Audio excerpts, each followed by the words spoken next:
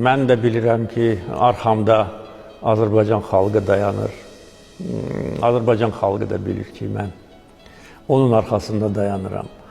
Yəni, xüsusi bir hissdir. Bunu yəqin ki, bir çoxları yaşamayıb.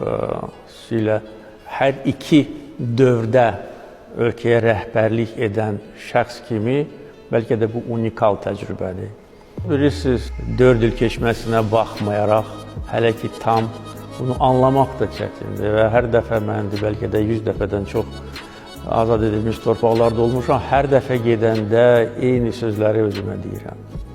Eyni sevinci bölüşürəm, sanki birinci dəfə gəlmişəm ora. Yəni, siz necə, mən də elə. Və əlbəttə ki, məsuliyyət və qürur hissi.